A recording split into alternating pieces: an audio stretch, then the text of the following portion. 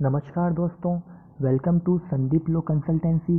आज के हमारे ऑडियो सेगमेंट में आपका स्वागत है। आजकल हम मीडिया में, न्यूज़ पर तथा अपने आस पड़ोस में भी एनएसए के बारे में काफ़ी सुन रहे हैं, लेकिन हमें ये पता नहीं है कि आखिर एनएसए होता क्या है और ये क्या काम करता है। इसलिए मैंने आज यह ऑडियो रिकॉर्ड किया है ताकि मेरे सभी मित्रों को एनएसए के बारे में जानकारी हो सके। आज हम एनएसए के सभी महत्वपूर्ण टॉपिक को कवर करेंगे।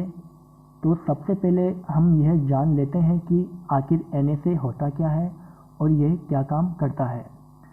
तो आपकी जानकारी के लिए मैं आपको बता दूं कि एनएसए की फुल फॉर्म है नेशनल सिक्योरिटी एक्ट 1980, जिसे कि हम आमतौर पर रासुका के नाम से भी जानते हैं, मतलब राष्ट्रीय सुरक्षा अधिनियम 1980। जैसा कि आप सब भी जानते हैं कि जिस भी साल में जो भी कानून लागू होता है उस साल को उसके नाम के आगे जोड़ दिया जाता है।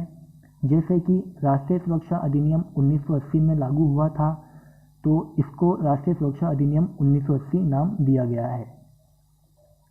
आजकल एनएसए, जो कि मीडिया वगैरह में बड़ा विषय बना हुआ है, एनएसए जिसे हिंदी में राष्ट्रीय सुरक्षा अधिनियम कहा जाता है, यह अधिनियम 23 सितंबर 1980 को लागू हुआ था। मैं दोबारा से रिपीट कर देता हूं कि यह एक्ट 23 सितंबर 1980 को लागू हुआ था और उस समय इंदिरा गांधी जी की सरकार पावर में थी। तो अब हम सबसे पहले समझेंगे कि आखिर एनएसए होता क्या है।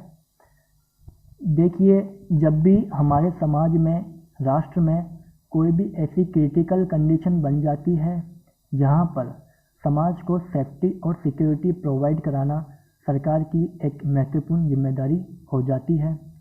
ऐसी कंडीशन में सरकार राष्ट्र की सुरक्षा के लिए हर एक महत्वपूर्ण कदम उठाती है ताकि राष्ट्र सुरक्षित रहे, राष्ट्र में रहने वाले सभी नागरिक सुरक्षित रहें। लेकिन कुछ असामाजिक लोग ऐसे भी होते हैं जो कि कानून व्यवस्था और कानून की सुरक्षा को बाधित करते हैं। तो ऐसे लोगों से निपटने के लिए एनएसए नेशनल सिक्योरिटी एक्ट 1980 लाया गया, जिसके तहत यदि सरकार के किसी काम में इमरजेंसी की कंडीशन बन जाती है, जैसा कि अभी हाल ही में कोरोना महामारी की वजह से पूरा देश एक बड़ी समस्या में फंसा हुआ है। इंडिया ही नहीं बल्कि पूरा वर्ल्ड इस महामारी से ग्रसित हो रहा है। तो देखिए, भारत सरकार अब वो सारे कार्य कर रही है जिससे कि इमरजेंसी कंडीशन उत्पन्न ना हो और समाज और राष्ट्र को सेफ्टी और सिक्योरिटी के साथ रखा जा सके। अब ऐसे में क्या होता है कि कुछ लोग ऐसे भी होते हैं जो राष्ट्रीय कार्य में बाधा उत्पन्न करते हैं, जिससे राष्ट्र की सुरक्षा पर प्रहार होता है। तो ऐसी सिचुएशन में ऐसे लोग पूरे समाज के लिए सरदर्द बन जाते हैं। तो ऐसे लोगों के लिए यह एक्ट कहता है कि ऐसे लोगों को जो कानून व्यवस्था को बाधित कर रहे हैं उन्हें अरेस्ट कर लो, या पुलिस अपनी कस्टडी में रख सकती है और उन्हें जेल में भी डाल सकती है। यह कहा जा सकता है कि यह कानून बहुत ही कड़ा कानून है, जिसके तहत सरकार समाज को सेफ्टी और सिक्योरिटी प्रोवाइड करवाती है। अब हम बात कर लेते हैं नेशनल सिक्योरिटी एक्ट 1980 के पावर।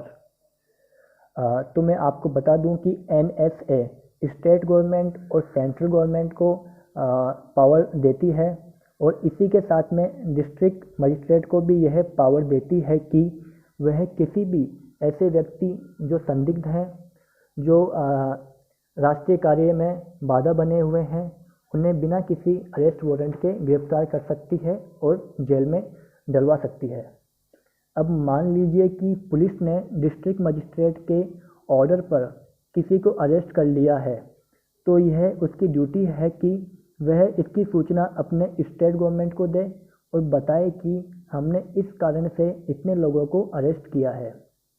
मैं आपको फिर से बता दूं कि ये बहुत ही कड़ा कानून है।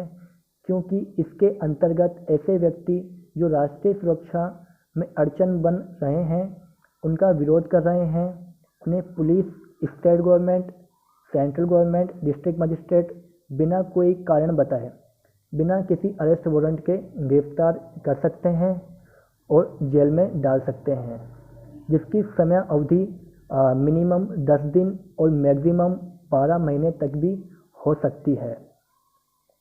ऐसे केस में जो व्यक्ति आरोपी होता है उसे एडवोकेट भी प्रोवाइड नहीं कराया जाएगा।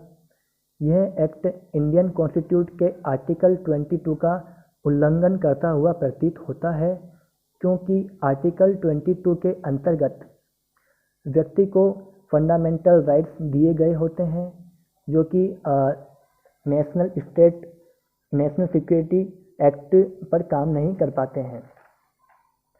और मैं आपको यह भी बता दूं कि यह एक्ट आमतौर पर लागू नहीं किया जाता है। यह एक्ट केवल कुछ इमरजेंसी कंडीशन को देखकर ही लागू किए जाते हैं। वैसे तो नॉर्मली CRPC और IPC एक्ट का ही उपयोग किया जाता है। और अब बात कर लेते हैं कि आरोपी को भी कोई राहत प्रदान की जाती है या फिर नहीं। तो मैं आपको बता दूं कि आरोपी जो होता है उसे हाई कोर्ट में अपील करने का मौका दिया जाता है, लेकिन उसके भी अपने एक अलग लंबे चौड़े प्रावधान होते हैं, जिसके अंतर्गत आरोपी हाई कोर्ट में अपील कर सकता है। तो अब हम आखिर में NSA के सेक्शन की बात कर लेते हैं। तो मैं आपको बता दूं कि नेशनल सिक्योरिटी एक्ट में टोटल 18 सेक्शन जोड़े गए हैं। मतलब राष्ट्रीय सुरक्षा अधिनियम 1980 के अंदर कुल 18 धाराएं आती हैं।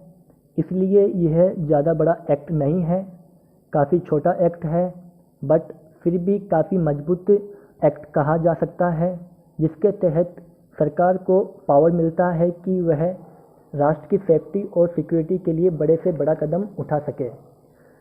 तो यह था आज का हमारा topic NSA national security act 1980, जिसे कि हमने आज इस ऑडियो सेगमेंट में कवर किया है।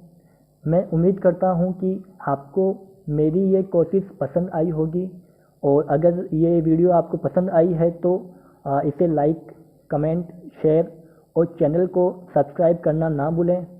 अगले वीडियो में हम फिर मिलेंगे।